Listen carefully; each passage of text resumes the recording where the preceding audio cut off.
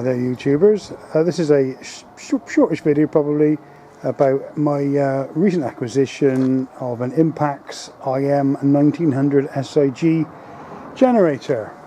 These are supposed to be pure sine wave generators, so they're suitable for running your TV, computer equipment, charging mobile phones, that sort of thing. So say, although I must admit previously I've used my cranky old generator, which is getting a bit tired, which is hence why I thought we'd have a look at one of these. Story really is we've been looking around for a little bit. My father's just bought one of these off of Amazon. I think on Amazon, I think the price of them is around £449 delivered, I believe, if you've got your Amazon Prime nonsense, free delivery. I didn't fancy spending that much money, being, as I think some of you people that have watched a couple of my videos before may have occurred to you, that I don't like spending lots of money. I don't like wasting money. I'm not actually Scottish, but I am quite tight. So we thought we'd have a look at one of these, which come off of eBay from a seller up in, I think, Stoke-on-Trent. He's got very good feedback, but by the look of it, it says on there, it says catalogue return, and he had, I think, 6 or 8 of them for sale.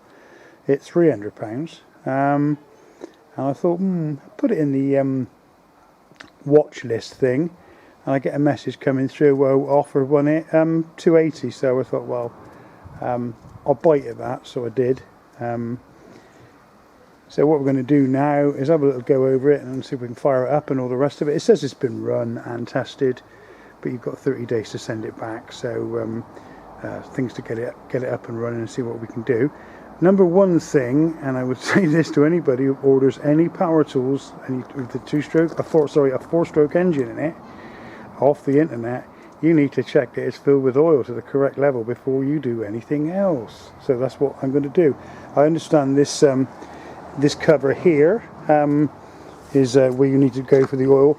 This one did actually, despite the fact it said on the listing that it doesn't come with any accessories, it did turn up in the original box with the manual and with the nice little bent funnel.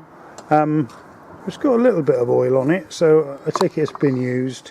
So we're going to check the oil level, and once I've worked out how you do it, I'll show you that as well. Right, once you've undone these couple of positive drive screws, there's sort of little pop-off things here, and it hinges out from the bottom as it comes off. That down in there is your oil filler. I don't actually know whether there's a drain on these things or whether it's well, a guy who did another video of one of their smaller model generators actually sucked the oil out of the one when he was showing the oil change with a syringe, you know, one of these oil sucking syringes, which he did have somewhere, but I think I lent it to somebody. It's never been seen since. You know the story, folks. So we're going to have a little dip of the oil and see what's going on. Looking at the dipstick, it looks dry, and when you look at it and you tip it, you can see there's an oil drain out thing through the bottom, so that's obviously how they intend you to drain the oil out. Ooh, there's a little bit of oil in there,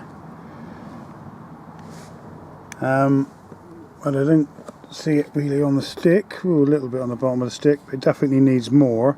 So I think we're going to go for the oil change here. Right, I put the generator on the edge of the table, my long-suffering garden table, which gets all sorts of jobs done on it. And you can see that's about all the oil that chipped out. So he'd obviously been drained before he's sent. You know, engines like this aren't supposed to be shipped full of oil. That's our little funnel. That's how it goes in like that. It's supposed to use about 300 to 350 mil of 1030 or 1040. I happen to have 1040, which is a reasonable quality oil. Like they say, you should only use good quality motor oil. Pineways penny foolish using crappy stuff in it. Small engine, because we working a bit hard, I expect. Change it regular and all. You thought that these jugs were for measuring out stuff for cooking, didn't you? No, it's for measuring oil. So it says 300 to 350, so we're going to put that in. just slightly less to start with. Have a look. Let it settle, top it up. It would be a fiddly little job without this correct funnel. And I have got a syringe over there that I use for sucking brake fluid out of things and squirting oil into things, and that they're handy. Big syringes like that on eBay are quite cheap. Good. I did wind up putting the full 350mm in, and you can probably see the oil is just sat there at the bottom of the thread, so that is full as it's ever going to be. You can see a few other things in here. You can see the rectifier for there's DC charging, so you can charge a 12 volt car battery or something like that. You can see the circuit board in there, all encapsulated in resin for the inverter, I'm thinking. There's the carburetor and all that you can get to, and the drain screw from that, the drain fuel out the bowl. The thing is, with all these sorts of generators and things like that, you want to be using good quality fuel. I would always use E5 fuel, your super unleaded as we call it in the UK, but nonetheless I will still add a good fuel stabilizer. I like the Lucas one because I've read a couple of reviews in a couple of motorcycle magazines in the UK that this came out well in testing. But either way, you know, it is best to use a stabilizer and still use E5, because, you know, ethanol fuel is not as stable as the old stuff was. You know, you like to be leaving these around for a little bit full of fuel, and you want them to start when they do. When you do want to start them, not have dried up, varnished off, and fuel that's absorbed moisture and it's not going so well. Right, we put the side back on just to show you. That's the access to the spark plug down there. They do give you a long reach spark plug removal tool. Just say use a specific spark plug only. I think that's probably good advice. There's an air vent on the fuel tank here. So what I'm going to do now is I'm going to fill it up with fuel and go for a start, see what happens.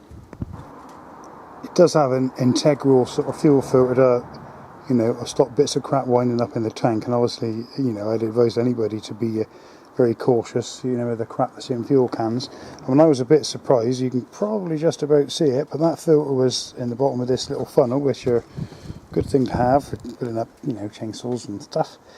And my old British Shell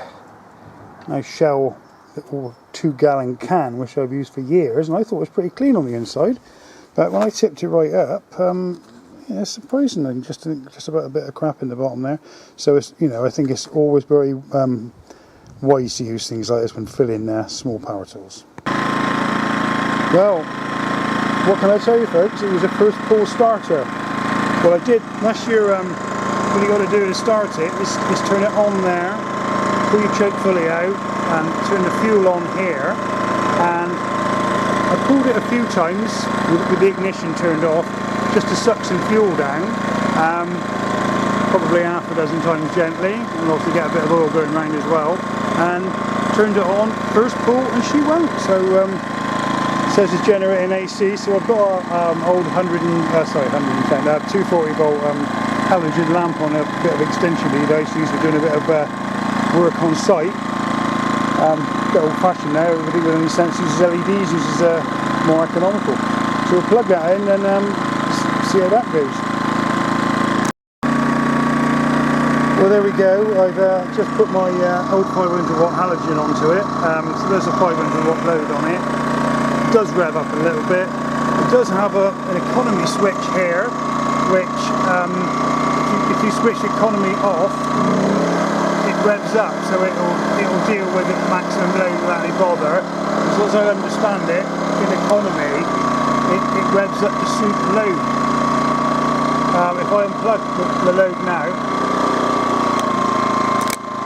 then the revs drop off slightly because it's just sort of ticking over mode now. The other useful features, I think we'll shut it off so you can hear me speaking now.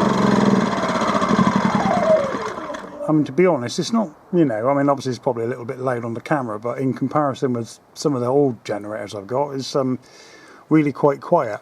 Yeah, you've got USB ports as well, so if you're desperate to charge your phone up in the power cut, and like I said, there's 12 volt there for charging car batteries and things like that, maximum of 8 amps, so that's a reasonable charger. Like I said before, there's your fuel on off, there's your choke. The indicator lights on it, if it goes into overload, it will shed the load. I don't think it necessarily stops the engine, like on some old generators, you plug too much into them. My old one, if you tried to plug a big angle grinder in there and spin it over, it would it'd just stop. I think when the green light's on, it's generating okay, and that is your low oil level warning. I mean, I've seen a few of these over the past where people have had generators and ruined by not changing the oil. I mean, let's face it, it uses such a small amount of oil that why wouldn't you change it on a regular basis? They've got two 13 amp UK sockets on them. Presumably models for the continent will have Schuko plugs to suit. Recoil starter there, and it is really surprisingly easy to start. Exhaust there with a little mesh thing. I suppose the mesh is a sort of spark arrestor. Ooh, that is a little bit warm, don't touch it. But there we go. I mean, all in all, for £280, I'm really very pleased. Let's just hope we don't get too many power cuts in the coming winter. I think here in the UK and a few other parts of the world there might be a little bit of power rationing come the winter, things being what they are. Alright then people, catch you later.